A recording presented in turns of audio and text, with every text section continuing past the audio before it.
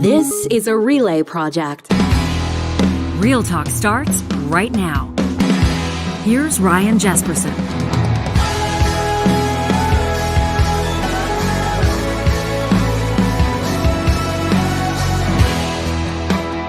Real Talkers, we're grateful to have you here with us on this Friday, the 3rd of March. Jesperson and Hicks coming up in just a second. We're going to check in with Sarah Lawrynuik. She's a freelancer based out of London, England. She's just left Ukraine. She's been reporting there, doing remarkable work from the front lines over the past year or so. Obviously, that 1-year anniversary of Russia's invasion of Ukraine just passing, and we've been looking at it from a number of different angles. She's been doing storytelling in an intimate context, one-on-one, meeting the people of Ukraine, the personalities, by name, by face, the ones that are sticking around, the ones that are risking their lives, the ones that are fighting for their sovereignty, for their independence, for self-preservation. Sarah's going to join us in just a second, coming up in about 25 minutes from now. Our Real Talk Roundtable presented by Urban Timber. It's a big week in Alberta politics, and we're going to take a look back with Dave Cournoyer, blogger from Daveberta, with Jason Markusoff from CBC, and with Roberta Lexier from the Alberta Advantage podcast. Looking forward to what I think is going to be a candid half hour or so, talking about the budget, what it tells us about the upcoming election campaign, and maybe some of the storylines that you haven't been hearing covered in some of the mainstream newscasts. What are the interesting points that are flying under the radar? Those are always ones that we're interested in. Of course, Trash Talk is locked and loaded, and I'm not surprised to see some commentary here from the Fort Chipewyan area. You probably have seen, if you're watching the national news, a huge scandal. It's being described as environmental racism, leaks from tailings ponds, polluting the waters and the lands of some of the First Nations in that area. Of course, an area rich with resource revenue, but it sounds like a cover-up. And we've got Rod chiming in for Trash Talk on that. We've also got Wade, who just absolutely calls me to the carpet. and I'm looking forward to reading Wade's email as well. He signs off with utmost respect, but he uses his flamethrower to write the email itself, so it's going to be wildly entertaining. You won't want to miss it. As mentioned, Sarah Lawrynuik is a Canadian freelance producer and reporter based out of London in the UK, working frequently all across Ukraine. She's just left Ukraine, arriving back in London within the last 36 hours or so. Prior to Russia's invasion of Ukraine, Sarah's main beat was reporting on climate change, coverage for which she's been listed now as a finalist for an award from the Canadian Association of Journalists. She joins us live from London. Sarah, thank you so much for making time for us, and it's nice to see you. How are you settling back into London? Obviously, a completely different reality from which you've become accustomed. Yeah, completely different. Ryan, thanks for having me. This is, we'll get into some of the storytelling that you've done. I want to get into some of the people that you've met and obviously the impact that it has on you as a storyteller. But as mentioned, you've made a name for yourself doing a lot of work on the climate beat. How did this, do I call it an opportunity? I mean, how did you wind up in Ukraine covering the war literally from the front lines? How did I end up here? Boy, that's a story and a half. I guess my first experience in Ukraine came in 2019. I'd always wanted to tell stories of conflict, principally because, yes, war brings out the worst in people. That is without a doubt true. But it also, in my experience, brings out the best things that human beings have to offer. And I'm really drawn to telling stories about that resilience, about that ability to overcome. And so in 2019, I went when the war was at a much smaller scale and had a chance to familiarize myself with the country a bit. And so my intent had originally been to continue reporting from there. A couple personal things got in the way and the pandemic. And then when the invasion happened in February last year, I just knew it was where I had to be. I knew that exact moment wasn't the time to go just because every news agency in the world was on the ground. But as soon as I could after that, I took my vacation time from my job at Canada Land, where I was producing the podcast there, and I hit the ground. Yeah. So you arrive there, and obviously it's going to be something completely different than what you're used to. It would be something that would blow most people's minds. You've got this nation that is standing steadfast. we talk about the 1-year anniversary of Russia's invasion. It's also right around the 9-year anniversary of the Russian invasion, the annexation of the Crimean Peninsula. What vibe did you get from the moment you arrived? What were some of the first things you noticed about maybe the resolve of the people or what you were seeing around you? Yeah, I remember the first few days. I mean, I eased my way into the country the first time I went in after the invasion, and I started in Lviv, that western Ukrainian city, and I was really moved by one of the first things I saw was street performers, and they were really latching on to these like Ukrainian pride songs. And so in the street in Lviv, it was still less than 3 months after the invasion, street performers were performing these, kind of morale boosting songs. And I remember just wanting to cry because I'd wondered whether it would be possible to even enter the country again in those days right after the invasion. And so to see that level of resilience from the people, to see like 100 people swarming around these musicians, and then the video you're showing now, again, I've witnessed that again and again. This one's from just last month. People dancing in the streets. It's a resilience that I really struggle to put words to. Of course, that's my job, but it's very difficult to explain just how determined the Ukrainian people are to keep living. Yeah, there's like you talk about resilience. There's also like a defiance, isn't there too? There's and you notice that from I think from the leadership, the top political leadership, all the way down. Yeah. When you were talking to people on the street, I'm always curious to pick a storyteller's brain to understand your method or your process. Would you make your way around a town square? How are you unearthing these stories and these people who you ended up representing to the rest of the world, to a global audience? Not so much. I don't so much go around like on the street, but a person always knows someone who's doing something else in this war. It actually ends up being like a very small world once you get there on the train out of the country. I ended up knowing 3 people in the single train car that I was on. So it ends up being a small network of people that all know each other. And so once you meet one person doing something, they know someone else doing something. And those are the people that really kept me coming back. Because like you said, resilience, defiance, those are kind of the 2 words. Like the thesaurus needs to come up with more terms for those words, because they seem to be the 2 words I use the most in my reporting. But when you talk to the people that I've had a chance to meet, I think a lot of people hear about that sense of humor that Ukrainians have. We've seen the memes and different things like that have come out of this war, and the resilience that push to keep going. I want to be clear that it is masking a lot of trauma. Yeah. Like, I think we're willing to accept that, like, oh, okay, they're laughing, they're joking, they're moving on. It's as soon as you start having a deeper conversation with someone, you realize that it's more complicated than that. Yeah. Like, I spoke to a street artist in the eastern city of Kharkiv, and he was showing me one of these paintings he did on a wall, because during the bombing of that city, he was determined to give people hope. So he started doing street art.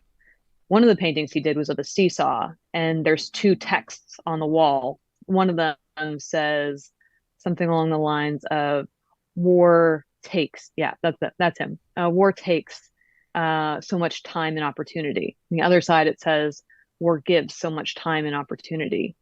He talks about all the people he's personally lost, who he knows, people who he's become very close to in trying to preserve their country, and then they die. He also talks about the fact that this war has given him purpose in a way he never could have possibly understood prior. But it has come at such a cost. He doesn't recognize his life. He actually doesn't know what he would do after the war, because now that he's found this purpose, now that he's found out what his time is capable of, how do you move on if peace was to be declared tomorrow? Medics have been people I've spent a lot of time with, and those are people who've largely had to, they're funny, they'll make jokes about whatever it is that's going on around them, largely, artillery shelling and people dying. They find a way to create a dark humor around them, but like, they've lost their ability to access their own emotions. one medic I've followed through the year. And when I talked to him in May, talked about how the cost of this war has been that the people helping the most have had to give up part of their souls. Huh. When I asked him about that this month, he said he wasn't sure he had a soul. And he said it with a laugh, but I don't think it was a joke. It's just, and for all of the unbiased nature of the work that we try to do as journalists, like it's impossible to be unbiased in this story for a multitude of reasons. First of all, because my family is Ukrainian. I was born in Canada, but the second reason just being that you do start to care for these people, and how can you not? Yeah, you're. I hope it's okay with you if we bounce back and forth between the stories that you're telling in Ukraine and your experience as a freelancer and as a journalist. I know you're probably not going to want to make any of this about you, but it's fascinating what you're doing, and it's remarkable what you're doing, and yeah, man, we could talk for an hour just about that whole idea of unbiased storytelling. I don't know that I want to go on the record and say that I do believe that journalists need to find that integrity, need to have that integrity. The public needs to have the trust that the journalist is approaching the story with integrity and that sort of idea. But the idea of being unbiased, it's impossible to be unbiased. And a situation like this, I mean, I want to even be careful whether you're talking to a war correspondent like yourself or someone on the front line or whatever, even with the questions you ask. The things that you see, it's impossible for that not shape your perspective, for that to not impact your storytelling, for that to not impact your own personal resolve. Yeah. And I would say that the way I've always navigated through that is that it's okay to be biased towards human life, like towards the preservation of human beings. I'm okay with that bias. This isn't a equal-sided conflict. This was a clear invasion of one sovereign nation, and so I'm okay with the idea of being biased towards not destroying human life. Yeah, I think it's safe to say. Can I ask you about Ilya? I want to show for those that are watching on YouTube, and for those listening on the podcast, you can follow Sarah on Twitter. We link to her handle in our official tweet announcing the show's guests, and of course you can find it in the show notes as well. But Ilya here, a real estate agent before he became a soldier. You say this year changed his life forever. He's grateful because he's here while his fellow soldiers are not, hoping one day to represent Ukraine at the Paralympics. I mean, how many thousands of Ukrainians left office jobs to fight? Can you tell us about Ilya? Yeah, it's hundreds of thousands of people. So I think when you talk about a soldier losing their life or losing their leg, in the case of Ilya, and having severe burns from, he was working in a tank and his tank went over an anti-tank mine, exploded, killed everyone else on board except for him, amputation of the leg. And this happened in October. And he's still in the hospital now, healing from the infection. And his face, his arms, his body, he will forever remember this war every time he looks in the mirror. But when we use the word soldier, sometimes we forget that in this case, these people weren't soldiers prior to February 24th last year. These weren't people who signed up wanting to defend the country, but they had to.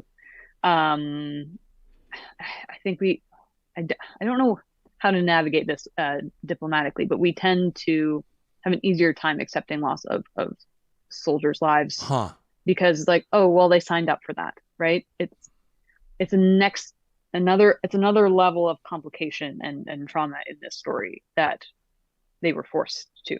You know what I mean? Yeah. No, I do know what you mean, and I think even I try to.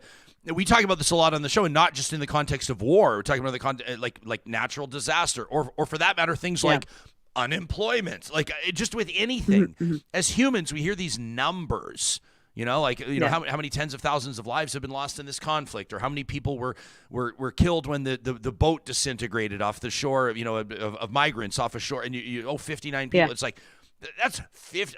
I know I'm not saying anything profound.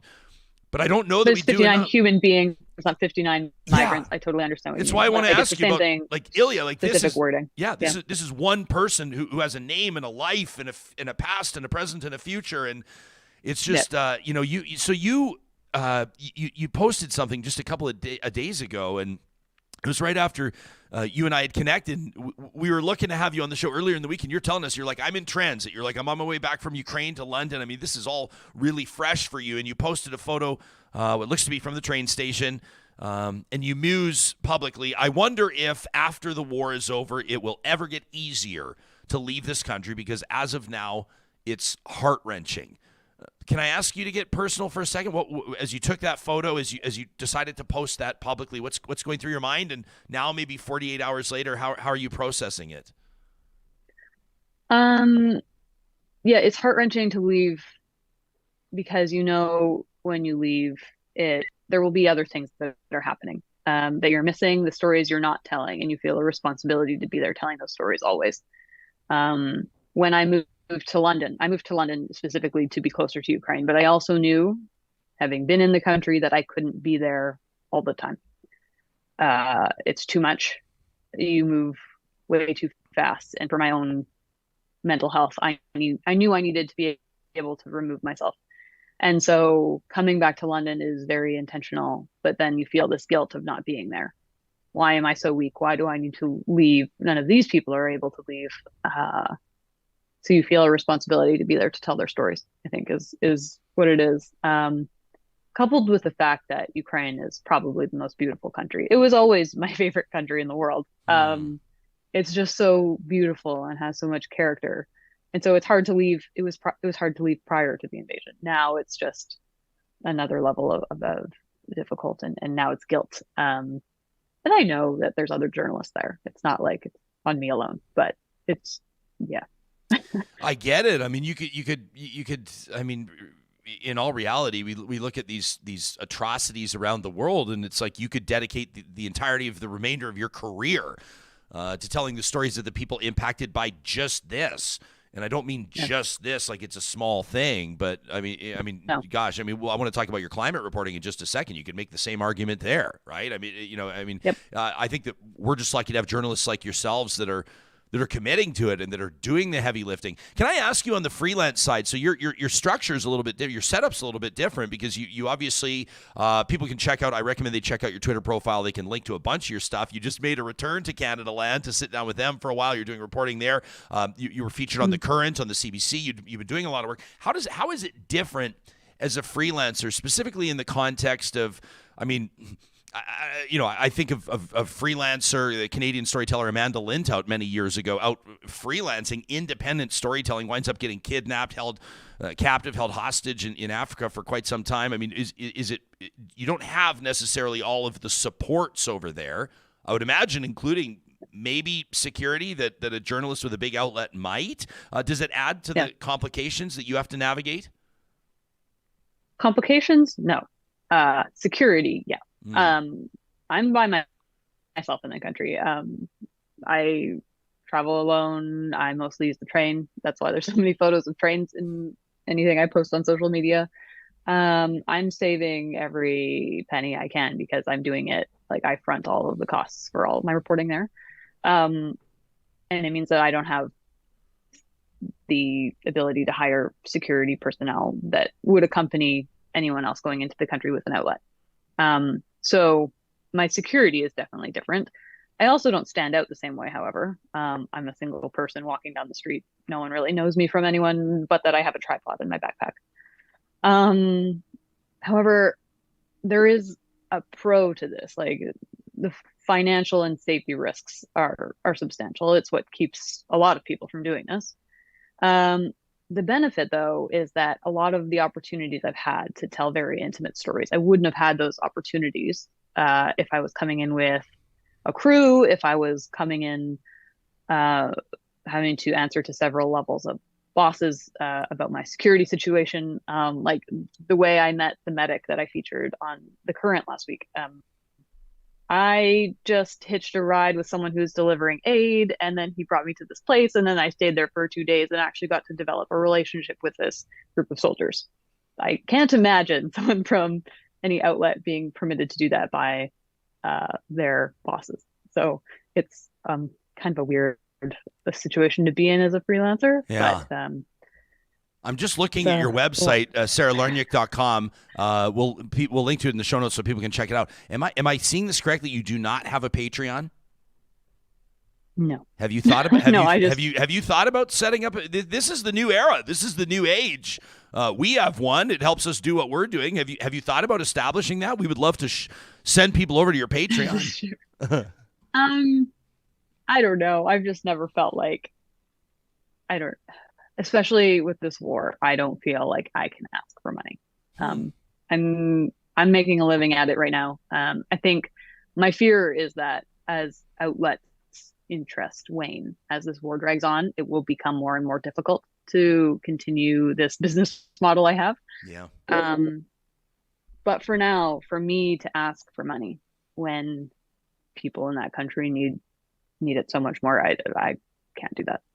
Can I be tacky for a second and just pretend like it's just the two of us talking and not thousands of people are going to hear it? But sure. I'm just seeing, friends of ours. I mean, Rachel Gilmore as an example among a roster of people laid off by Global News yesterday, and that's just the latest round of media layoffs, and the landscape's changing, and coverage is thinning out, and these really important stories in many circumstances are being ignored, and that includes in Canadian communities. I want to ask you about climate reporting before we wrap here, but Athabasca Fort Chipewyan, for example, these tailings pond spills. I mean, you imagine, like, if these stories are being told, if there's not investigative journalists on the ground, if communities are not being represented, then what happens?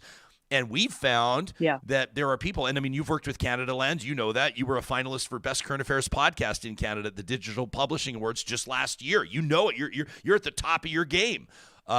People are looking to support journalism and storytelling in Canada. So this is just my quick pitch to you. I have nothing to gain, but I would say quit being so bashful about asking people for support for your storytelling. People are going to want to pay for at least flak jackets or helmets for you. So next time you're reporting, and I'm not making. I got that already. I'm not. Yeah, you got that. I'm not making light of that, of course. Let me ask you. I mean, we're referencing this story. This is just breaking in Alberta. I don't know if you've seen it, but Alberta. Sorry. I got to stop you because it's breaking only because they've finally proven it. I actually reported this story several years. Okay. I reported this story several years ago. Well, take us into it. Observer, and I wasn't the first. The number of people in that community who died from cancer, the doctor who was then blacklisted because he said, "Hello, something is happening here. Please, someone do something."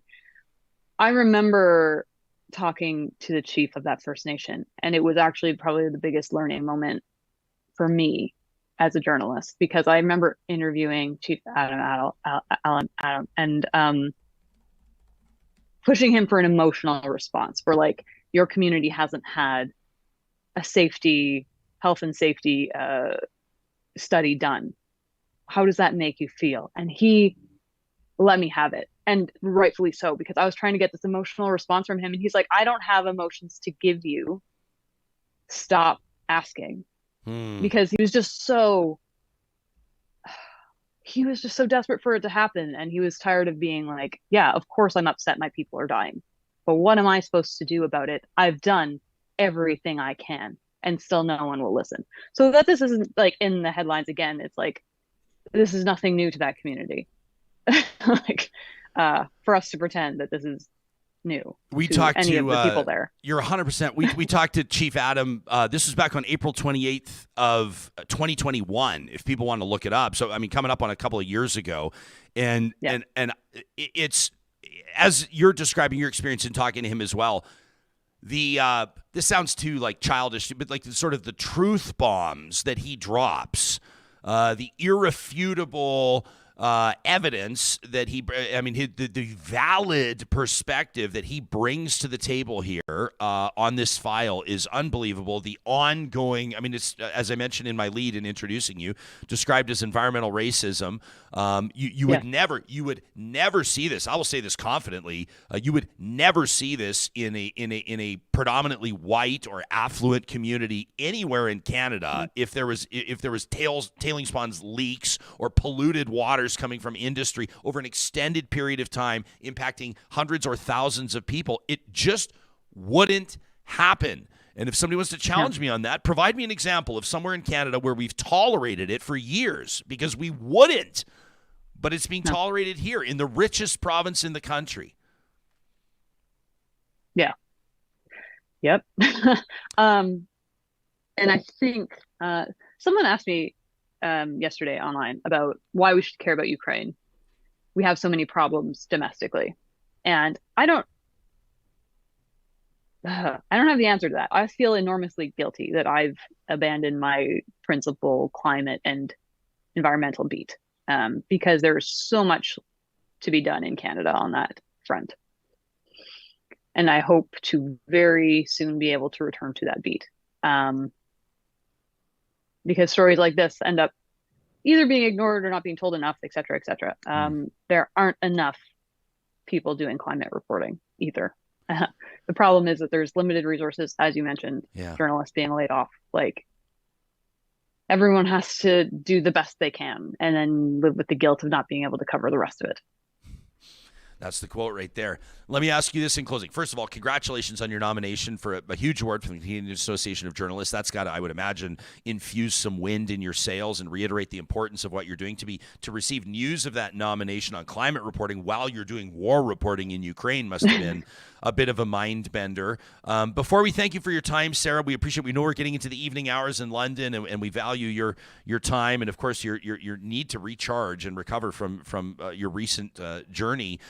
What's one story on the climate beat that you wish or you demand that the rest of this country, that the almost 40 million people across this country, start paying closer attention to? Once you return to the climate beat, what's a story that you're gonna hit? Oh, I mean, hey, maybe if you want to give us a few, I just want to respect your time.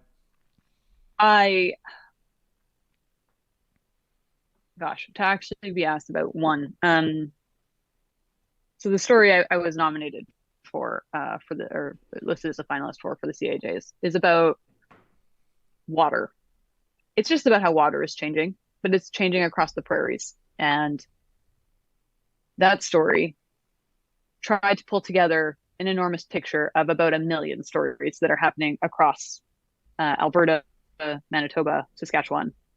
And we need to pay attention to every one of those stories within that big story, because I tried to pull together a bunch of things. One of them, environmental racism, because in Alberta, the water licensing agreements actually leave all First Nations at the butt end of the list.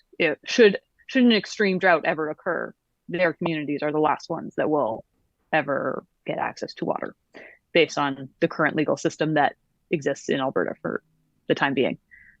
These are the kinds of stories that are the documentary I told about water systems changing because of climate change in the prairies. It's so big, you can't even really fathom it.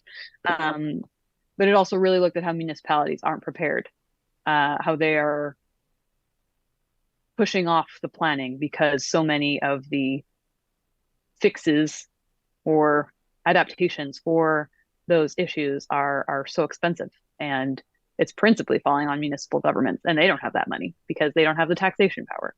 I really don't know where to start, because climate's so big and Canada is so big, and it changes everything. I've reported from Churchill, Manitoba before, and I did a 2-section spread for the Winnipeg Free Press when I worked there, that documented everything from how shrews and foxes and bears and seals, how everything is changing. You can't actually narrow it down. There is nothing in Canada that won't change because of climate change. Wow. Yeah. People can right now, I mean, once they're done listening to this entire episode of Real Talk, obviously, go check out your story. It's Canada Land number 776, Prairie Poop Bots, Floods, and Water Shortages. That's the episode there, noted and recognized by the Canadian Association of Journalists. Produced, hosted by our guest this morning, Sarah Lawrynuik, a Canadian freelance producer and reporter based out of London, UK, which is where she's joining us from this morning, this afternoon, or evening for you. It's really great to have you on the show. It would be impossible to respect you anymore. And next time we connect, I'm looking forward to directing people to your Patreon. We'll see. Okay, Sarah. Thanks Brian. very much. Appreciate it. You got Bye. it. I saw somebody leave a note on our live chat that just said, I am so glad that we had this interview. Isn't that a perspective check from Sarah and just the human side, the personal side of war reporting? I mean, her family's history, what brought her there in the first place, her understanding of what Ukrainian culture was all about, the recognizing the beauty of that nation pre-war, having all of that impact her storytelling now. Powerful stuff. These are the conversations we want to have. And these are, I mean, can I just say as well, we talk about how grateful we are for audience support. These conversations, these long-form conversations where, I mean, we just sat and talked to Sarah for more than half an hour. You don't get that on a lot of these other platforms. And am I pumping our tires a little bit? I guess. But I'm also just thanking you, our audience members, for downloading and subscribing to Real Talk, for subscribing to us on YouTube, for rating the show on the podcast. I mean, I joke around about that stuff, but it's real. It really matters to us. It allows us to grow this show, to grow our footprint, and to make sure more and more people are hearing the stories that need to be heard. And you go a long way in helping us with that. A special shout out to our Patreon supporters. We're finding new and exciting ways to thank you for your contributions, your monthly support of this show. And we'll have more announcements to come in 2023. Boy, did we have a lot of fun at that whiskey tasting just a couple of weeks ago. You can go to ryanjesperson.com and click on Connect if you want to learn more about how you can support the show on Patreon. Our Real Talk Roundtable is coming up in just a second, presented by our friends at Urban Timber. We're going to be talking Alberta politics. Of course, this show doesn't happen without sponsors like Athabasca University. It's Canada's open university with accredited online programs, world-class ones at that, courses that offer you the flexibility to learn at your own pace on a schedule that suits your lifestyle. It doesn't matter what you're interested in: sciences, the arts, business, human resources, second languages, you name it. Athabasca University's got a program or a course for you. The best part about it is that you roll it out at your own pace. You need to take a month off? No problem. You don't fall behind. You want to speed, fast forward ahead and really hammer out that program, maybe do a semester in a couple of months. If you can make the time for it, it'll work for you, it'll work for them. Find your perfect fit today by visiting athabascau.ca. All this talk about climate, how about the work that Kubi Renewable Energy is doing? Solar energy solutions to power your life. Solar energy, obviously cleaner than fossil fuels. Did you know that more than 80% of Alberta's electricity comes from fossil fuels? We're talking coal and natural gas. Solar energy has life cycle emissions that are 25 times lower than coal electricity. You want to feel good about how you're powering your home or your business? Go to kubienergy.ca today and get a free quote from their team. Doing more installations than any other company in Alberta and BC. It's Kubi Renewable Energy. Now, once you got those solar panels on your roof, you're going to want to reach out to Park Power, your friendly local utilities provider. They work hand in hand with Kubi to make sure that the customers that are seeing more electricity generated in the summer months than they need are getting reimbursed more than the big guys are paying. That's right, Park Power's reimbursement, their buyback rates are higher than you'll find anywhere else. That's just one of the many reasons why we recommend you take your utility business to Park Power. Electricity, natural gas, and internet. The promo code REALTALK23, that's REALTALK23, knocks $50 per utility off your first bill, up to $150. How nice would that be? Today's a great day to take your utility business over to Park Power. Now, if you're an engineer, all this talk about installations and energy is capturing your attention, but to be honest, you're kind of dragging your ass a little bit because you're on your way to the job that you can't stand anymore. You don't feel appreciated. You don't feel valued. You don't even feel intellectually stimulated. You need to head over to apexautomation.ca. They're hiring Canada's most talented engineers and technicians. They're the best in the game when it comes to automation, when it comes to giving people and companies back their time. You can check out their website to learn more about the projects that they're working on and how you might find a perfect fit. Maybe your best career move, if you're a professional engineer, if you're a technician, or if you're aspiring to a career in that field, we recommend you get in touch with Apex Automation by way of their website. And of course, we mention our friends at Urban Timber. They're the ones that present our Real Talk Roundtable every Friday. They're the ones that built our literal Real Talk table. We had a vision and they executed it as only they can do. Their beautiful blend of understanding the stories that are contained in some of these old growth slabs of wood. Some of these have been riding the rails on box cars. I mean, there's so many stories to be told here. But the contemporary design is where they find that perfect mix. Their boxcar collection in particular is crafted from reclaimed rail car planks. The character comes from the wear and tear of the cargo and freight that's been dragged across those planks. Obviously, they're clean, sanded, filled with epoxy, finished with a food-safe coating. Each one of the custom tables built by Urban Timber is unique, never two that are alike. Have the history of this wood continue in your home.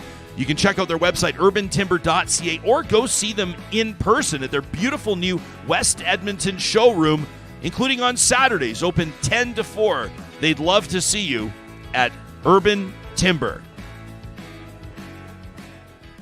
Huge week in Alberta politics. It seems like it's never a boring week anyway, so it's always a significant week in Alberta politics, but this one in particular, a nearly $70 billion budget, a surplus budget put in front of Albertans by Finance Minister Travis Taves. It's a pre-election budget. It's a campaign budget, as Premier Danielle Smith will look to earn her first full mandate. Meantime, the official opposition, led by former Premier Rachel Notley, is eager to take government back. So what do we need to pay attention to in particular? If you're like me, budget coverage kind of makes your eyes gloss over a little bit. A bunch of numbers and spreadsheets, and the average person, quite frankly, doesn't pay too close of attention. But there are storylines there that matter, storylines of significance. What does the budget tell us about the upcoming election campaign?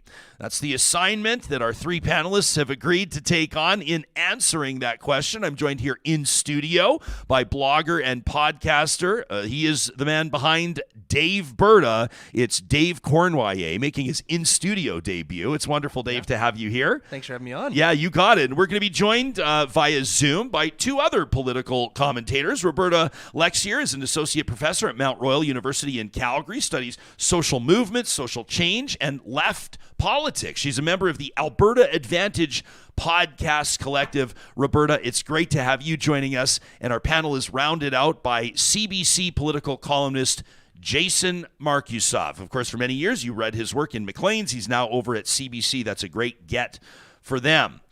Is it fair to call this budget, Dave, a sneak peek of what the election platform is going to look like from the UCP? I mean, essentially is a platform, right? What really jumped out at you? You know, this is what the UCP wants Albertans to believe that they'll do as a government after the next election.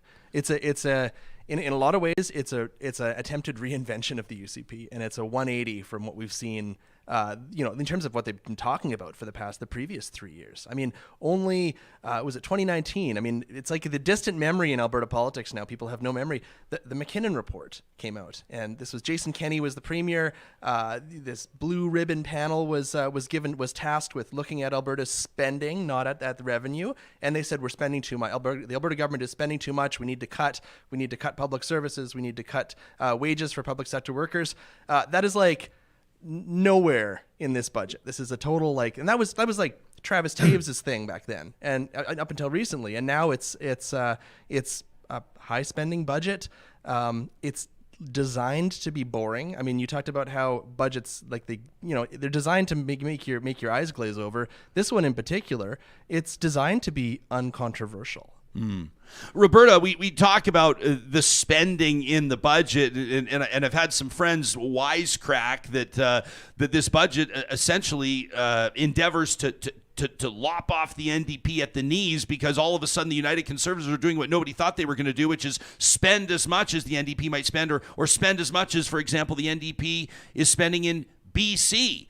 When you first saw the numbers, when you first saw the budget, what was your first thought with regards to what it does to the political dynamic in Alberta right now? Yeah, I mean, I think I actually disagree a little bit with what Dave said in that I don't actually see this as a huge departure in some ways. I think, on the face of it, it seems like a huge departure, but I think the general strategy is pretty obvious here that under Kenney, the first few years of this government, they cut. And then now they try and refund a little bit of that, but it doesn't make up at all for the cuts that have been made over the course of the past term of government. And I think what we have to really pay attention to is that year over year inflation in Alberta is about 5%, and Alberta's year over year population growth is about 3%. So anything in this budget that is less than an 8% increase is actually a cut. And so instead of doing brutal austerity measures and demanding these enormous cuts, Danielle Smith's UCP are offering some targeted, modest increases and letting inflation do the work for them of these budget cuts while making themselves look good. And I think the last point I'll make here is just that where they're spending the money is, I think, very important to look at. These are generally aligned with their ideological principles. This isn't just general spending on social programs. This is spending on charter schools, on private healthcare delivery, on the expansion of oil and gas in that sector. And so, I think on the surface, it looks like a big spending budget, but I think we have to be a little more critical of it than that. I like that poll quote, inflation doing the work for them. That's a good one. Jason, what in particular, we've had a few days now to sort of like let this settle into, obviously you're working on your columns. And what was one thing about this budget, or maybe one thing around the budget that surprised you a little bit? Was there something that was unexpected? What strikes me about the budget is that what we're talking about mostly is the spending, is the big numbers, $68.3 billion. That this is a pre-election budget, sure, and they want to give back. They don't want to expose themselves to have the NDP continually saying they've cut. They're doing terrible things. But what they didn't do is I don't know if they gave a central image in people's heads about what this budget is for or who this budget is for. Like, this is the healthcare budget, or this is the budget that's going to save a big amount for Alberta's future. It dropped a lot of things, and it tried to do a lot of different things for a lot of different constituencies, like Red Deer's $30 million airport expansion, or money for LRT to the airport, the seeds for LRT to the airport in Calgary, or one school here, one school there, some general sort of average increase in healthcare, but no big single picture. I don't know, with an election in just under 3 months now, what from this budget people are going to be taking into the ballot box with them and saying this from the budget 3 months ago was amazing or incredible. I want to ask all three of you this question. Dave, I'll start with you because, Jason, I'm glad you mentioned that. People say, what is the ballot box question, or what will the ballot box question be? You would say maybe in 2019 it was like a referendum on the carbon tax, or if you want to politicize it, a referendum on Rachel Notley's carbon tax. What's this one going to be? Well, I don't think this budget is anywhere close to where the ballot question is going to be. I think it's like I mean I kind of agree with Jason was saying. Like, I don't think this really moves anybody in the next election. If you're going to be voting NDP, I don't think if you're planning on voting NDP, I don't think this changes your mind. If you're voting UCP already, you're planning to vote UCP, I don't think it's changed your mind. Even if you were undecided, I'm not even sure if this helps you make a decision about where you're going to vote in the next election. I think you can see where the political parties want the issues to be in the next election. The NDP want healthcare to be the top issue in the next election because they feel and traditionally healthcare is a strong issue for the NDP. So they want to be playing to their strong issues, and they want Albertans to be walking into the ballot box thinking about healthcare and thinking about how the NDP can fix the public healthcare system. The UCP has been doing some interesting things. They've been doing a lot of advertising around healthcare. They have these "Help is on the way" health ads you see all over Facebook and all over the place. So they're doing the UCP is doing their best to try to kind of neutralize that issue as much as they can. But I don't think people generally really trust the UCP on healthcare. It's a bit of a stretch, especially after the past couple of years. The UCP, I mean, traditionally you'd say the economy, the Conservatives want to run on the economy. I'm not totally sure that the economy is their strongest issue going into the next election. we saw Danielle Smith talk a lot about, she stopped talking about COVID and COVID vaccinations and the persecution of COVID, people who refuse to get vaccinated for COVID. So that's probably not going to be the UCP's big issue. But, these things about picking fights with Ottawa, these things about, Alberta sovereignty, maybe they're heading in that direction a bit.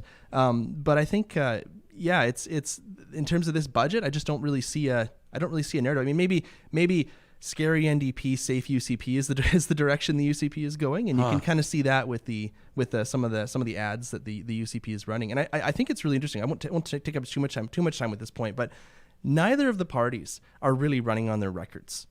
So the NDP and Rachel Notley, and this is very unusual for Alberta, a former premier running again to become premier again. Like that's never happened in Alberta before. Yeah, two people that have held the office going head to head. Yeah. Usually when a party loses, the party disappears and it goes away, and we never hear from them again. But Rachel Notley is not really running on her record from 2015 to 2019 because Alberta was in such a poor economic situation back then, and people remember that. Yeah. And the voters who Rachel Notley needs this year remember that.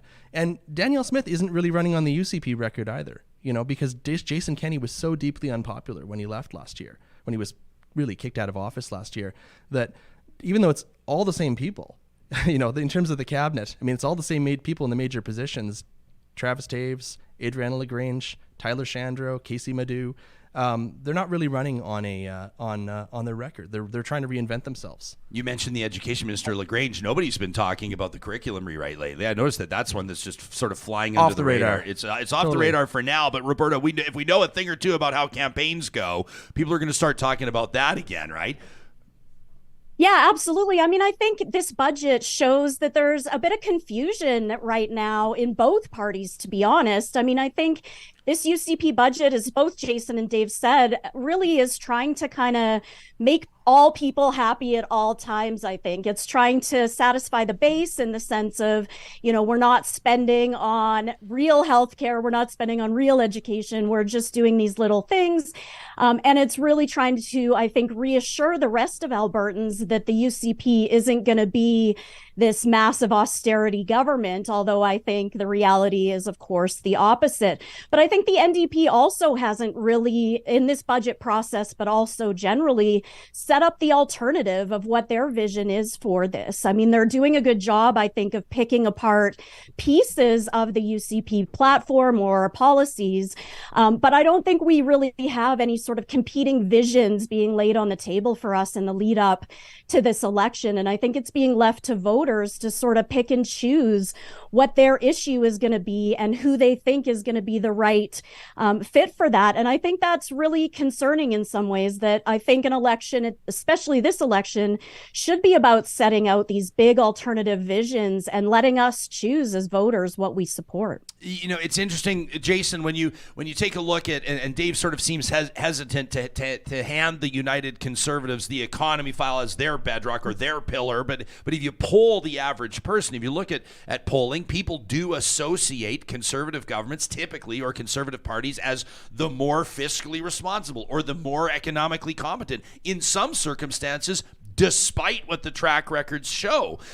When it comes to healthcare, on the flip side, oftentimes people will look at, and I'm speaking in really broad brush strokes, real generalizations here, people will look at conservative parties and see them as a threat to public healthcare anyway, or to fully funded healthcare, or to equitable healthcare. Did this budget alleviate some of those concerns? Did this budget, with the amount of money being spent on healthcare, and we'll talk about where it's being spent and what that says, but did it take away some of the NDP's ammo on that front, do you think, Jason? They're trying to. I think, maybe polling and, some the weeks to come will determine that. For the last couple of years, healthcare was really in dire straits, and it was quite problematic, especially when you bring in flu season. One thing that the government has going for it in a way is that the election is held in May, after flu season, after the kind of the rush season for hospitals and emergency wards and ICUs.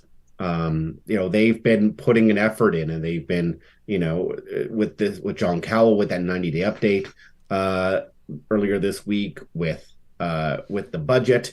They are doing their level best to take healthcare off the board, to make it harder for the NDP to say healthcare is in crisis. They've been trying to tamp down conversations about curriculum for the same reason.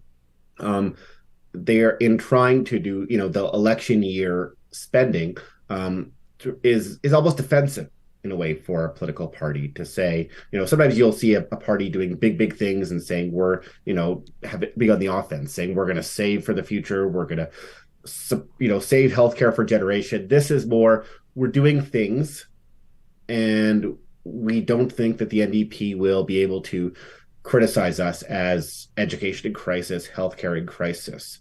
As far as the economy goes, I think that people might remember what was in front of them at the time. When Rachel Notley was premier, the economy was bad. When Danielle Smith is here now, the economy is good. And the economy is currently good, and we want to ruin a good thing. There will be some people who say, who understand how the cycles go, how some things are bigger than the premier and the government, and say, this economy is going so well, we can give it to anybody and it'll be hard to screw up. We shall see what pockets of voters pick which slot. Interesting comments in our live chat on YouTube. Steven says the NDP needs to evolve from hollering and heckling. If they want to gain anything anywhere, trolling on social media won't win them gains. That from Steven. Tracy says the NDP ran a terrible campaign in 2019, but then again, MLAs probably didn't know how to solve the big problems. It's likely scary to realize how bad things are. Roberta, I had an interesting opportunity on Monday of this week to sit down with Rachel Notley in sort of a one-on-one. Darren Billis was there. It was one-on-two, but still, you get the idea. Like a fireside chat in front of the Alberta tourism advocates at the big summit there. And I asked her, I said, when people ask you at the doors, what's different? What's different right now from the Rachel Notley or from the NDP of, say, 2015? And you know what she said right away without hesitation? She said, we're ready. Like, she acknowledged that in 2015, it's like, I mean, the worst kept secret in Alberta at the time, but like it was a surprise victory kind of for everybody to go from 4 to 54. And, but she said, we're ready this time. Is that party doing enough, do you think, to convey that? I guess what I'm asking is, like, people are electing a CEO, really. And not everybody prefers the government business comparison, but let me say they're electing a leader that they need to be able to trust with their beloved province. How's the NDP doing on that front in your estimation? I'm sure I would say I don't appreciate the CEO analogy please there push in back. some ways, Yeah. But fair enough. You're right. I mean, people are electing a leader, and Rachel Notley in some ways came into power because of a confluence of events happening in the economy, but also on the right of the political spectrum. And it was a fluke, and they did have to rule under very difficult circumstances. Now, I think one thing we have to mention is that resource royalties are very volatile and very much out of the control of any government. And so, this government likes to pretend they're geniuses for taking this natural resource money and spending it on all these things to balance a budget. But in reality, these are natural resources that are finite, but also controlled by world markets. But about your question about the NDP, I think, it's really difficult in some ways to assess the NDP, because I think in some ways they have abandoned some of what many people would think of as pure NDP kind of politics, the real social democratic side of the venue, I guess. And I think, in some ways, Rachel Notley has worked very hard over the last 4 years, but also the last 8 years, to really try and draw in the centrists in Alberta, the former progressive conservatives who feel left out by the UCP and their push to this right, the right wing. But I think in doing so, the NDP has lost some of that core or that vision and some of their own base. And I think in some ways we're going to see this during the election, where there's going to be fewer volunteers. They may have a ton of money, but they're spending it all on advertising rather than on volunteers and organizers and door knockers. And I think we'll see that play out. And, you know, I'm not sure what's going to happen in the election. I'm a historian, not a fortune teller. But I think this is going to be an interesting one. And I think both parties are in trouble in some ways and are going to have to fight in their own different ways. That's such an interesting point. Both parties are in trouble. So it's like, I guess the question is, who's in less trouble? It's not exactly the most inspiring question, is it? It's hardly Barack Obama and hope. Dave, how is this campaign going to be different than maybe anything else that we've seen? Well, we have two parties that are, I mean, you know, it was already mentioned, like 2015, it was kind of a fluke. It was a perfect storm for the NDP to form government. The PCs collapsed. The Wild Rose had just collapsed and kind of came back. And there was a big wave. And Rachel Notley was in the right place at the right time. And the PCs ran a phenomenally bad campaign at the same time they collapsed. 2019 wasn't really on equal footing either. The NDP were government, but it became very clear the moment that the PCs and the Wild Rose merged, the UCP was way ahead in the polls. They were way ahead in fundraising. It was pretty clear how the 2019 election was going to turn out. The UCP were going to win. The NDP didn't really have a path to victory. The question was how many seats were each party going to win. It was going to be a big UCP majority. Were the NDP going to win 20 seats or 30 seats? They ended up winning 24. 2023 seems, I mean, you have two parties that are on a lot more equal footing than we've seen in a long time. So the NDP, the UCP, they both have almost their full slate of candidates nominated. They both have a lot of money in the bank. I mean, the NDP had more money in the bank. The UCP is catching up after the last quarter of 2022. They raised a lot of money. I expect they'll be raising a lot of money. They're getting a lot of support from some big business PACs right now. We've seen in advertising. You know, the polls are close, especially in Calgary where it seems like it's going to matter.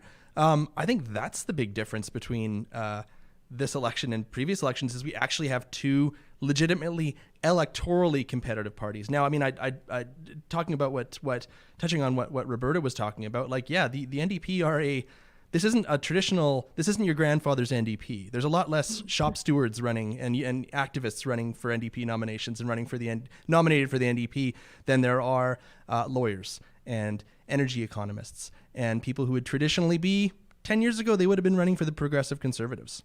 And especially in Calgary. And this time they're running for the NDP. So it really shows how Rachel Notley, and this is an intentional thing, they've moved to the center. I like to call the NDP a center-left-ish party because they're not really a left-wing party. And sometimes they're not even really center-left. But they've really focused on nominating candidates that appeal to that center group because that's where they feel their path to victory is to actually winning votes in Calgary. And yeah, I've talked to New Democrats who are longtime hard party activists and actual leftists, and they don't feel like they really have a home in the NDP. But the NDP is decided it wants to be a Big Tent party. Yeah, well, I mean, they probably decided that they want to be a I'm not. I was going to say they want to be a serious party. I don't mean that in Roberta. I'm not ignoring you, Jason. Roberta, they want to win. They want to win. Jason, go ahead, and then right back to Roberta. Jason, go ahead. To that point, and Roberta can jump in afterwards. But the reality is that for most of the last several decades, the NDP base was 7, 8, 9, 10%, maybe in the high Ray Martin days, 20%. To govern, they need to do more.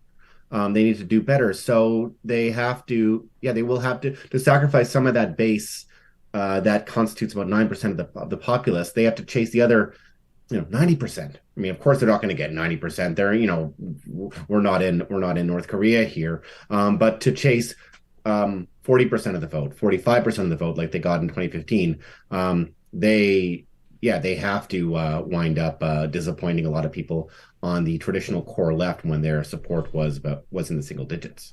This is an interesting comment here from Dwayne, who says, and I'd be curious to know who he's talking about, but he says a former Peter Lougheed era cabinet minister compared Rachel Notley to Peter Lougheed.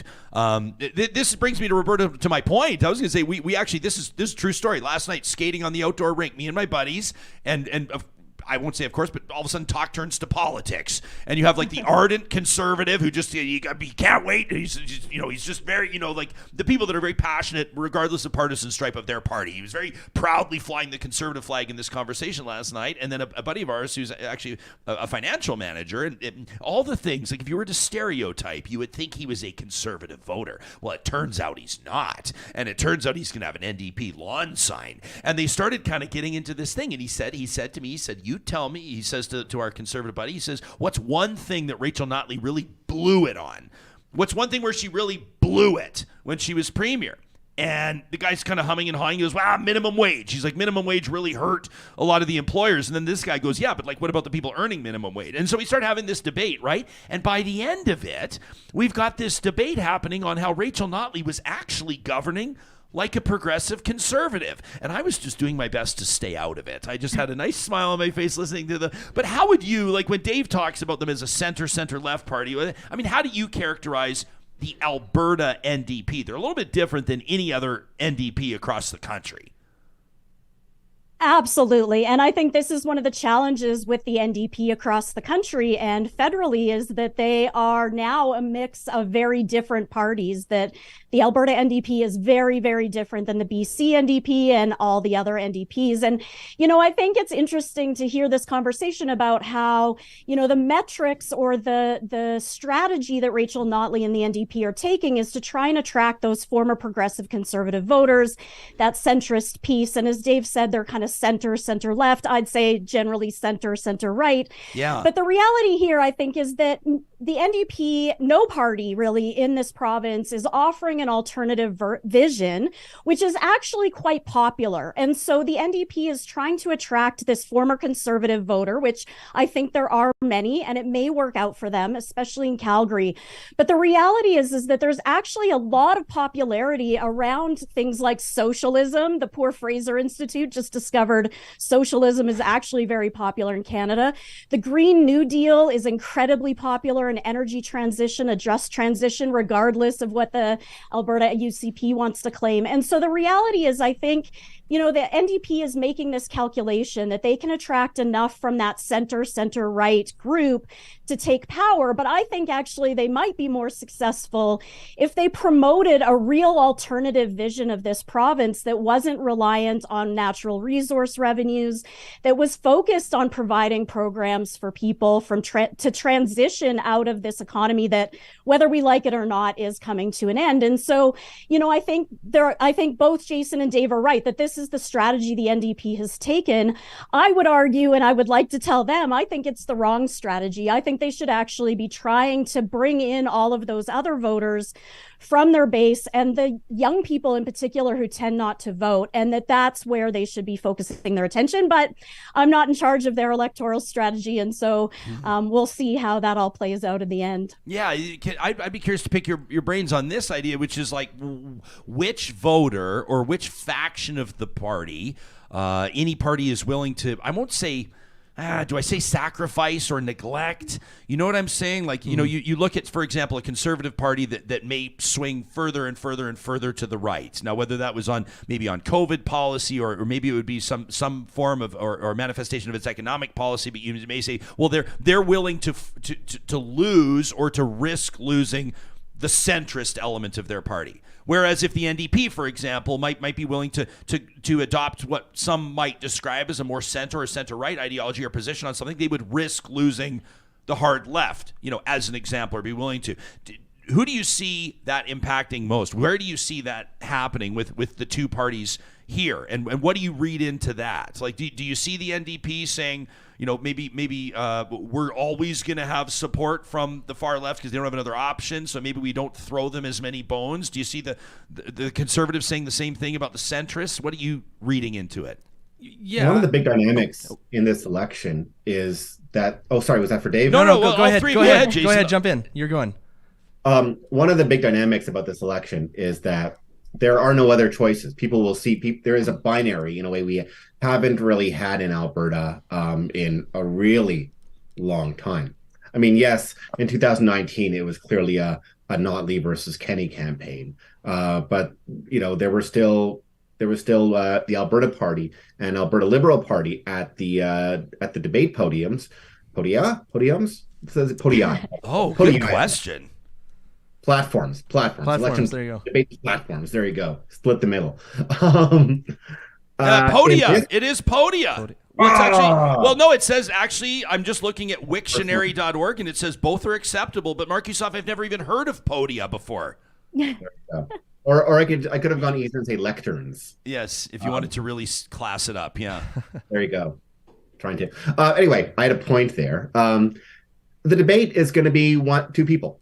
Traditionally, the way you decide the debate is who has seats in the legislature. Two parties have seats for the first time since, I think, 93, when it was just Liberals and PCs. And the Alberta Party and the Liberal Party don't seem like they're going to have anywhere near full slates or significant amounts of candidates in ridings. They certainly don't have many nominated yet. The parties on the to the right of the UCP, the Wildrose Independence Party and Independence Party, don't seem to have much traction. It's in a binary race. Everybody, in the same way the States is like this. It's one or the other. So there are going to be those both on the UCP side, on the kind of the traditional, very, very hardcore Smith base of the UCP party, saying we just have to band together and get this party elected to keep away the NDP. And you're going to see the same thing among a lot of people on the left. People will say we have to, all band together, keep out the UCP, because I think in this election, maybe even more than the last election, there'll be a lot of catastrophization of the other side. The UCP Smith side will say if the Notley, Singh, Trudeau World Economic Forum coalition, when we are doomed, our province is pooched, we'll all have to move to the States. And you'll have a lot of people in the NDP camp saying if Smith comes in, we have another 4 years of UCP government under Danielle Smith, who's to the right of even Jason Kenney, who knows what's going to happen to this province. Maybe we'll have to all move to BC and open wineries in Penticton. Because of that, I don't think there's going to be, some people may stay home. There will be some people, maybe on the UCP side and on the NDP side who just are frustrated and find their party unsatisfying and stay home. But the stakes of this party in each side's mind will be so high. I expect pretty high turnout this year. And I expect there to be not a lot of people who are going to be sitting on the sidelines. I can tell, Roberta, that you totally disagree with that. I do totally disagree, actually. I think there's going to be very low voter turnout because I think, as we've seen, that around the globe, but across Canada as well, that when governments and parties are not offering anything exciting or visionary for people, the option for them is to just stay home. And I think that's what we're going to see a lot of. I think Jason's right that there's going to be a lot of catastrophizing, and a lot of people will vote on that basis just to keep the UCP out or to keep the NDP out. But I think the fact that, the NDP in particular isn't mobilizing their base or a potential base means, I think, that a lot of people are going to end up just staying home because they're not going to see a vision in either party. And I say that from a personal perspective that, I'm a hardcore voter. I believe very strongly in voting. And honestly, I'm starting to think maybe the solution is staying home and not voting, that is my vote to the system, that the system has failed. And I'm not happy to support anybody at this point. But I look at 2019. I don't know if any people were saying there were great visions by either party. I mean, democracy, what was it? Economy, jobs, pipelines. Pipelines, yeah. A big, bold vision. Yet turnout was 68% compared to, below sub 40s, sub 40s, I think, even in the 2008 election. It was But I think that was a vision, Jason. That was a climate activist vision, or at least framed as one, right? Carbon tax versus not carbon tax. Yeah. And as small a vision as that is, I think that's still a vision. Are we going to keep pushing this economy based on this resource, or are we going to kind of start thinking differently about it? And I mean, I agree with you on lots of the points that you've made there, but I would expect voter turnout isn't going to be as high as we think it is, partly because we're seeing that all across the globe. Voters are done with the system because the system doesn't work for them. And so they're just not showing up at the polls. It's hard to convince people to make that journey, to stand in a line, to mark a box when they don't see anything in it for them on either side of the political sphere. It could come down to a vision versus a choice election. This might not, there'll be certainly a choice election here. And people can select what sort of Alberta they want, whether it's as exciting a vision as everybody perceives, maybe not. But I think when there's a stark choice and when the stakes are high and when there's real potential to decide the government, those tend to be recipes for high turnout. I'm not gonna. I always try to offer these caveats before I say something obvious. To these three esteemed panelists, nothing I am about to offer is profound in any way. But it demands to be addressed, and it's just like Professor, like you just said, you talk about the vision, and then you talk about like what Alberta looks like in the economy and all these things, and then we talk about the Green New Deal, and we talk about the just transition and the carbon tax and all of the things that factor in. It all comes back, doesn't it? It comes back to the golden goose. It comes back to oil and gas, and I often lament that I think that platforms and political criticisms and political messaging is overly simplified, and that is that Justin Trudeau and Rachel Notley and Jagmeet Singh want to kill the oil and gas industry, and that Jason Kenney and Danielle Smith are the greatest thing that has ever happened to the oil and gas industry. And there probably needs to be a little bit more nuance there, and there probably needs to be a bit more of an informed discussion. But the whole context of our conversation today is the budget that dropped earlier this week.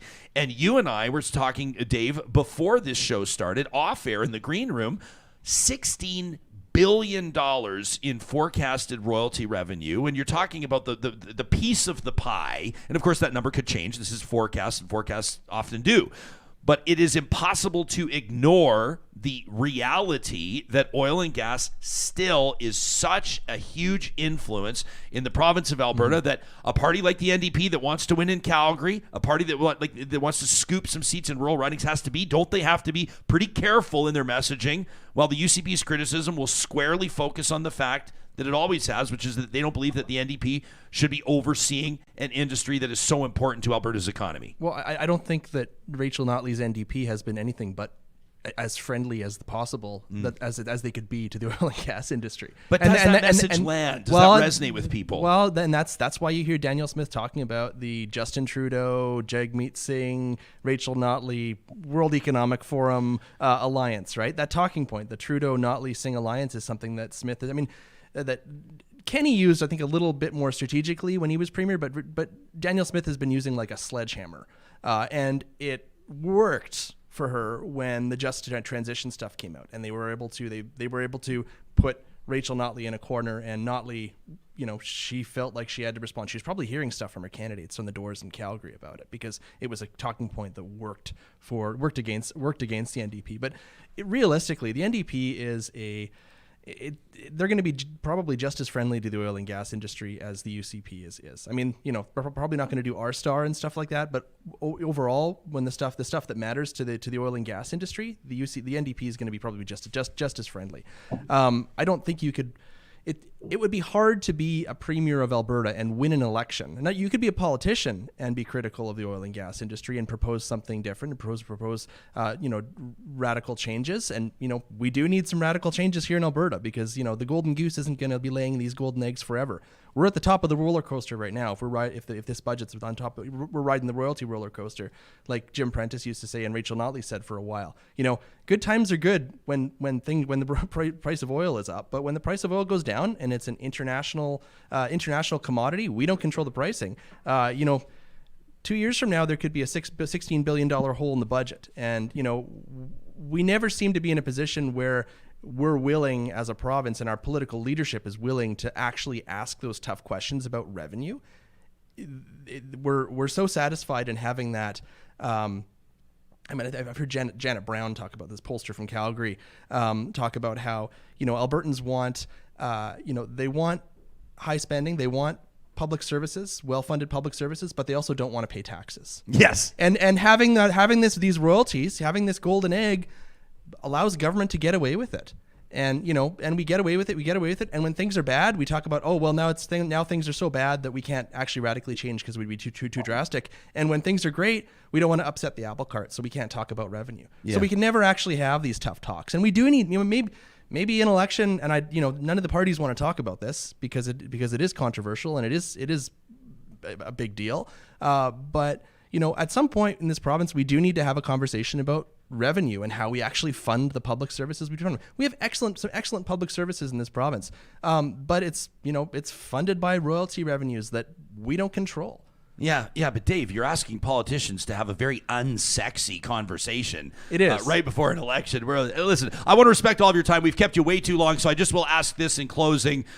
Essentially, what this all comes down to is that Danielle Smith can lose, if my math is correct, she can lose 18 seats and still win. If my math is correct. It's around there. Put it that way. She can certainly lose 15 seats and still win.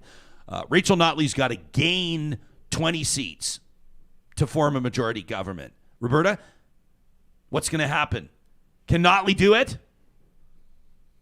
I mean, I've been saying for 2 years now that I'd put money on them not doing it because they're not doing what they need to do to actually win this election. So, I mean, I'm very skeptical, but I mean, personally, I hope that they can do it, but I don't think they can. What do they need to do to win the election?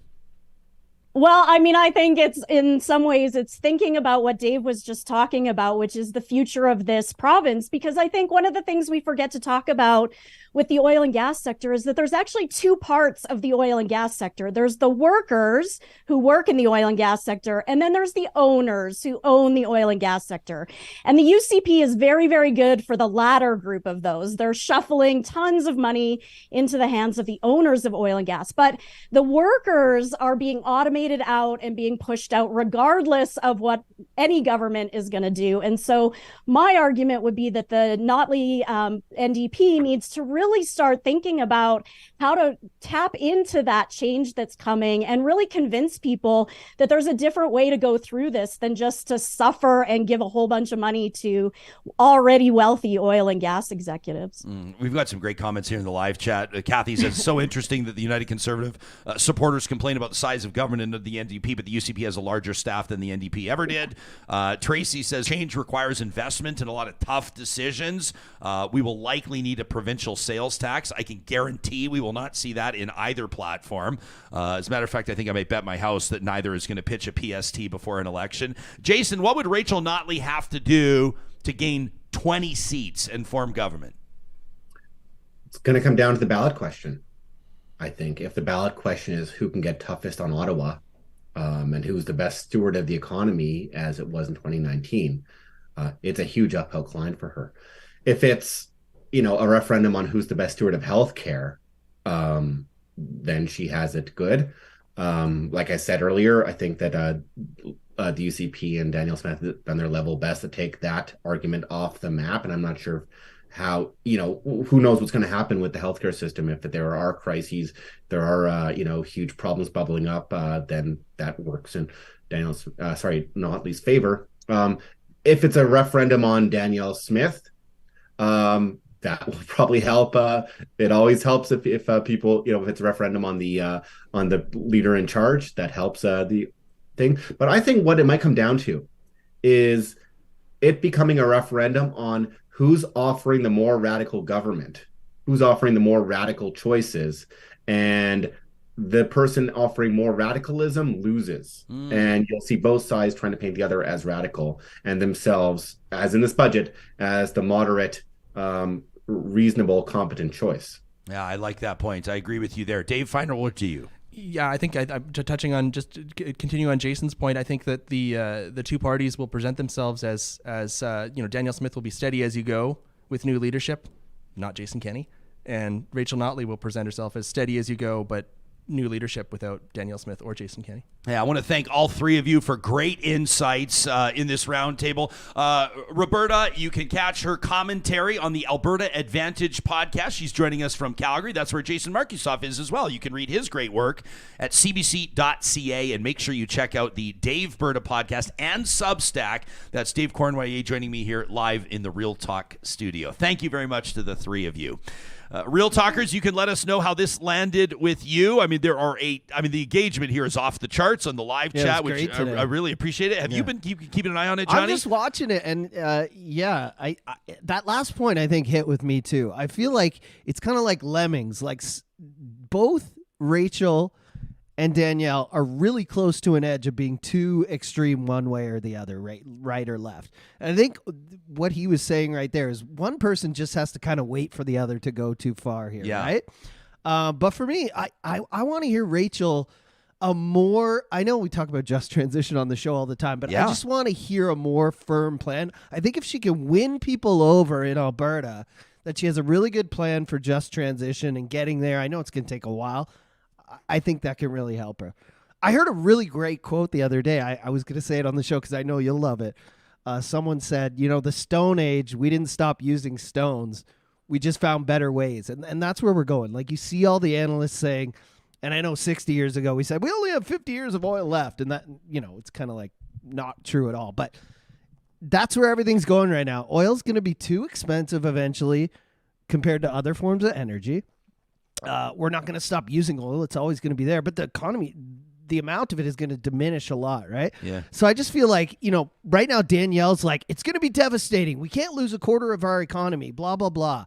And Rachel, I think, just needs to give us a really good plan or make people feel comfortable with how we're going to get to this. And I think if she could do that, she could win over more people, right? I like this comment here from Jason, who says, I'm really surprised nobody's talking about the Sovereignty Act and how Danielle Smith... We didn't talk about it at all there. No, and you know what? But that's, first of all, with a panel like that, we can go for 6 hours. You know what I mean? There's so many things we didn't touch on. Obviously, you're going to get election coverage here on Real Talk that's going to look different than anywhere else, and you're going to go, well, the writ hasn't even dropped yet. What are you talking about election coverage? Let's be honest. The campaigns are underway, and this is something I know that people care about deeply, but Jason's right. A 4-year term, some of the things we talked about, this fear-mongering that'll happen, I don't even know if I want to call it that, but you're going to have each leader or each campaign painting the other leader as an extremist or as a radical on some other front.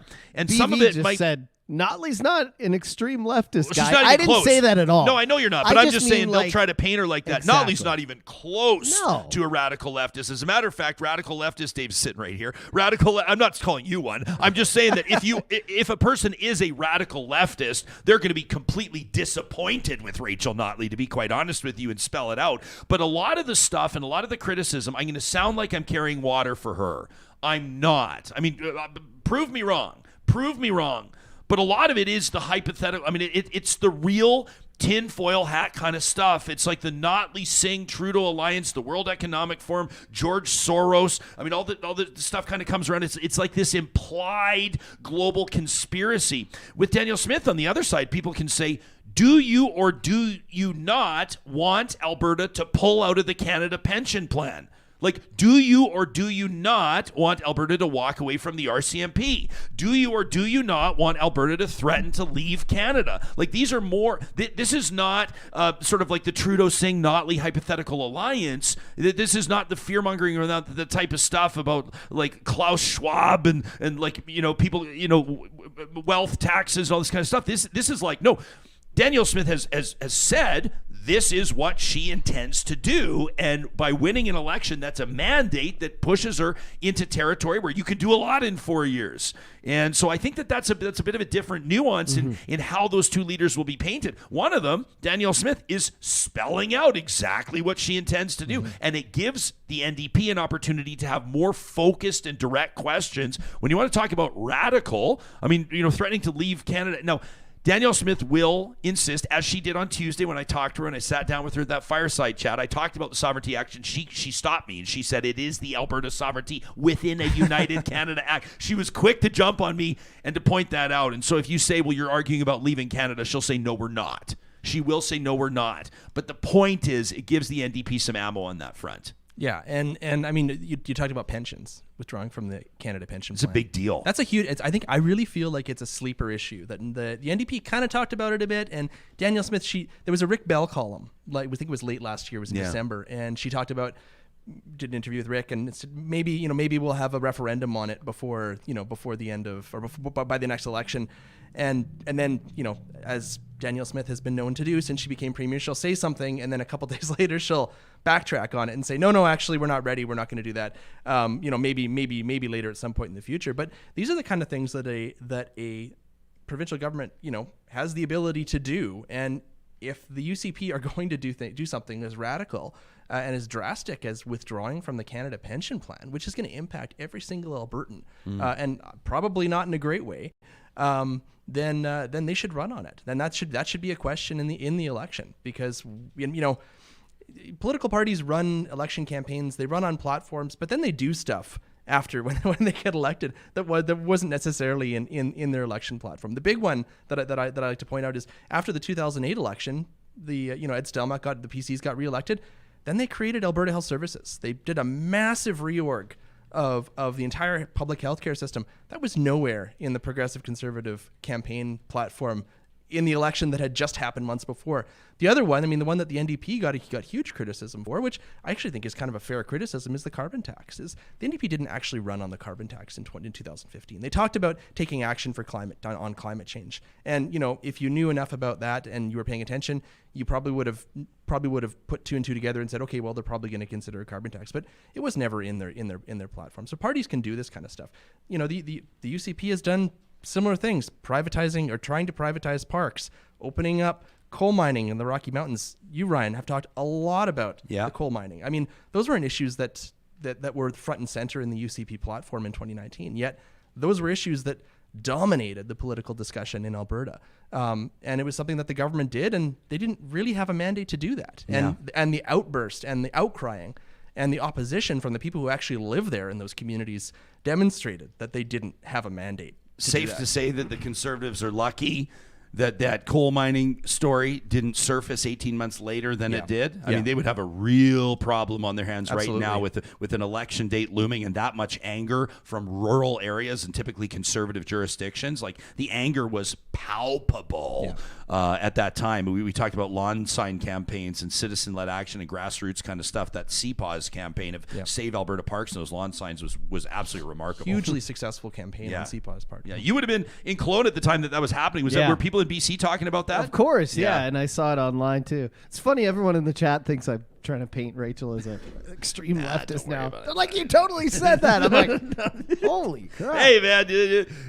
Dave, it's great to see you again, man, and it's awesome to have you here in studio. Make sure you support Dave on his Substack, and make sure you check out his... You're back in the podcast game. You took some time out. What brought you back? There's so much going on. I'm really bad at wrapping up interviews. No, that's okay. I just keep this... I got no schedule today. Yeah. There's so much going on in Alberta politics that my good friend Adam Rosenhart and I, we did the Daveberta podcast before. We went on a semi-permanent hiatus before. Yes. Saying, we're taking a break, but we'll come back, and now we're back, and you can find the Daveberta podcast on the Daveberta Substack. A lot of people commenting that they love Dave's podcast. Real Talk's still number one, but they said if you need another one, well, it's hard to compete with this. Like, come on. Hey, listen. We believe, like, you talk to, I don't know. Let me use an example, like restaurateurs or brewers, like craft brewers, and they want other restaurants next door. They want other breweries in their district, and I figure the more the merrier when it comes to quality journalism, when it comes to talk shows with integrity that are presenting conversations that matter to people. I think it's great to see the independent media landscape really. I mean, look at who we talked to today, right? Roberta's on from Alberta Advantage. Some people, I saw one comment, someone said the Alberta Advantage pod is a little too seize the means of production for me, which is fine. Like, that's great. They wear their hearts on their sleeve. They say we represent left politics. What you see is what you get. They do great work. They do great work, and that's a valid perspective that demands to have representation. So that's great. It doesn't mean you have to. We don't necessarily sit here and like try to tick boxes. We need the left perspective. We need the right perspective. We need the center perspective every time. But we sure want to make sure that we have platforms for those to be represented. This is a province of nearly 5 million people, and there are many, many different lived experiences that need to make sure that they have a seat at the table. table.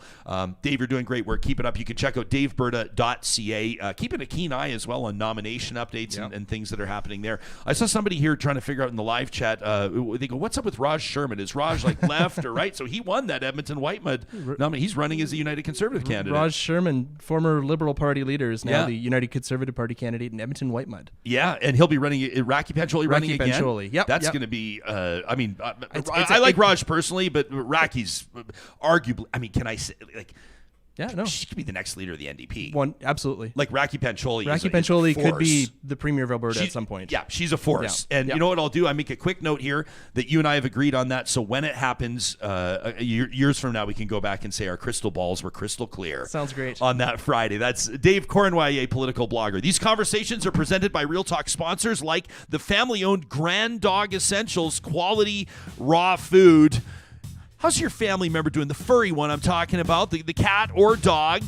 Grand Dog Essentials wants to make sure that your beloved four-legged family members are getting the protein and the nutrition that they need to live their highest quality life. Do yourself a favor right now, whether it's maybe some joint pain, maybe it's kind of some hip pain, maybe it's the quality of your dog or cat's coat, maybe it looks like it could be better, maybe they're disinterested in their kibble. Whatever it is, this is a great day to check out the blog at granddog.ca. Information and tips to feeding your dog or cat a raw food diet. They deliver to your door in Calgary, Edmonton, or Central Alberta, and the promo code Real Talk takes 10% off your first-time order at granddog.ca. We always love when people are wowed by our studio, John, aren't we? We're real proud of it. Dave walks in here, nice, and he goes, who built this thing? I said, well, Dave, in fact, it was the team at Complete Care Restoration, and we're so grateful to have worked with them. It goes without saying, when you're embarking on a construction project, a renovation project, or in many cases, disaster restoration, fire, flood, mold, asbestos, you need to be able to trust the team that is doing that work. Based on our first-hand experience, I can tell you with no hesitation that the team at Complete Care Restoration does an unbelievable job. From start to finish, all the way in between. Hey, we've gone back to them a few times, needed this fixed, needed that tweaked. I mean, an unbelievable team of quality professionals. You can find them online at CompleteCareRestoration.ca. Don't forget, if you're in that nightmare scenario, fire, flood, or otherwise, chances are your insurance policy lets you choose who does the work. We recommend you choose Complete Care Restoration. At Friesen Brothers, for more than 65 years, they have been putting quality food on family tables across the province of Alberta. They believe that really great food matters. Check out their family flyers here. If you go to Friesen.com, that's Freson. The Family Essentials Flyer gives you some great tools, not just to find quality food for low prices every day, but also the recipes. Yeah, that's right. These are a lot of times they're homegrown, home cooking recipes. Some of them from the family cookbook. That's right. This company's still family owned after more than 65 years. The Family Essentials Flyer, look for it in your mailbox if you're in one of the 16 communities that has a Friesen Brothers, or of course you can check it out online anytime. You can find Friesen Brothers under the sponsors link on our website. That's ryanjesperson.com. If your summer is looking like, I don't know, maybe a project is looming in the backyard, maybe it's the front yard you're going to overhaul, you're going to pursue that curb appeal that your realtor keeps telling you about, add some value to your home, or maybe just add some value to the experience of heading outside in your number one investment. That's your residence. Bring your outdoor space to life with the custom landscape team at Eden Landscaping. More than 20 years of on-the-ground experience earning referrals and return business from their clients in the greater Edmonton area. Eden Landscaping's in the business of solving problems. So for you, maybe that's irrigation and drainage. Hey, maybe it's a retaining wall, or maybe it's excavation. They do it all. You can kickstart the journey to work with them today at landscapeedmonton.ca. And before we get to trash talk, I wanted to mention our friends at the Dairy Queens of Northwest Edmonton and Sherwood Park. You know, there's something happening here, and it's a real travesty. You know what it is? It's that not enough people know about the Dairy Queen chicken baskets. That's right, the chicken strips So I'm going to make it my personal mission right now to remind you that DQ has the best chicken strips in the game. And I'm talking in particular at Palisades, Nemeo, Newcastle, Westmount, and Baseline Road. For a limited time, you can pick up a 4-piece or 6-piece chicken strips and fry rings basket. That's crispy fries, crispy onion rings, and it comes with delicious ranch dipping sauce as well. When you visit a Dairy Queen, a DQ in Northwest Edmonton or Sherwood Park, you make sure you let them know that Real Talk sent ya. You a big onion ring guy? Like if you have to choose between fries or onion rings, which way do you go? I love it. A good onion ring, yeah. Yeah, but onion rings can be hit or miss. Yeah, sometimes, you know, when they come out too hot and then you go to bite them and then the whole onion comes right out, slippery, and it burns your layer. What's going on? They got to be like room temp. Yeah. Well, nobody does them like DQ. Hey, you know, every Friday, thanks to our friends at Local Environmental Services, you can check them out online at localenvironmental.ca. We give you a chance to blow off a little steam, to get whatever you need off your chest. It's a tradition that we call Trash Talk! This one from Wade, who sent me an email earlier this week after my conversation with Alberta Premier Danielle Smith on Tuesday. The Premier released a 2.5-minute clip of our interaction. We're talking about trains from downtowns to airports and vice versa in Calgary and Edmonton. Well, Wade saw it, and he says, Jesperson, I deeply respect you as a political bulldozer without partisanship. However, you talk some strong shit about the Premier on your podcast, but you're way too soft on her during live interviews. Every Q&A with you and her, you let her dance around answers and deceive you and your followers, and you refuse to press her on such incidents. Put your personal relationship with her aside. Don't be afraid of being blocked on Twitter or Instagram or Facebook by her or her team. I made a mild criticism, nothing extreme. No F, no B, no C was ever used in any commercial that I've ever sent her way, yet surprise of surprises, I have been blocked by Danielle Smith on all social media platforms. Show some integrity, Ryan, and be willing to be blocked like the rest of us. With utmost respect, that from Wade. Hey, Wade, I love it. And how about this one from Rod, who says, so Danielle Smith and the UCP want to reduce red tape. Can regulatory oversight be reduced any further when it comes to the Alberta Energy Regulator and the Fort McMurray tailings ponds? Ponds? Talking about a bullshit euphemism. Try toxic industrial fluids and solid waste treatment limbo. It's the lack of regulatory oversight that's seen Fort McMurray tailings fluids and solid waste volumes increase every year for 55 years to over 1.4 trillion liters, 129 square kilometers of toxic fluid tailings, closer to 350 square kilometers when the actual earthen berms are included. Rod knows what he's talking about. Says in Quebec, a mine can't even start production until the proponent provides a bond for the full cost of reclamation up front. In Alberta, not only are cleanup bonds woefully inadequate, tailings cleanup measures have never been determined. They don't know how they were going to clean up this fucking mess when they started 55 years ago, and they still don't fucking know.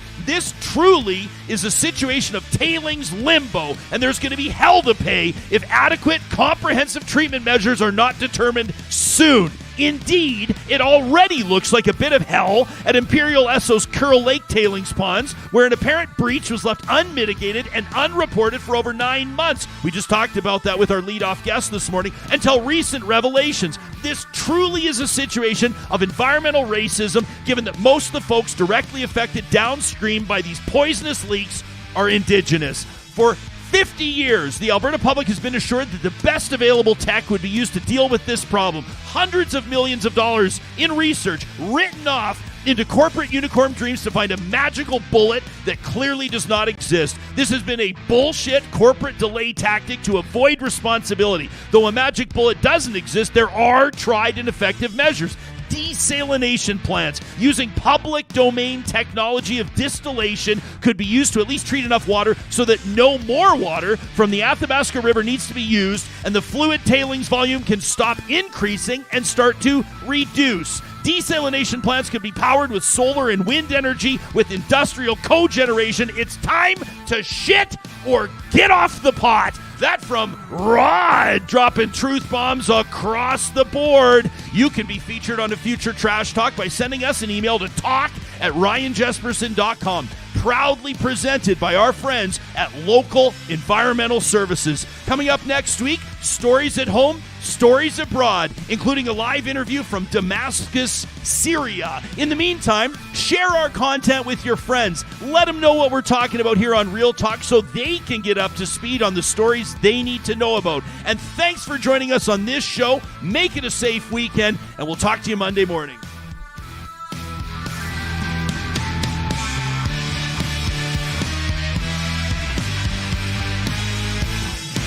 Real Talk is hosted by Ryan Jesperson, executive producer Josh Dunford, technical producer John Hicks, general manager Katie Cook-Chivers, account coordinator Lawrence Derlego, human resources Lena Shepard, website design Mike Johnston, voiceover by me, Terry Skelton.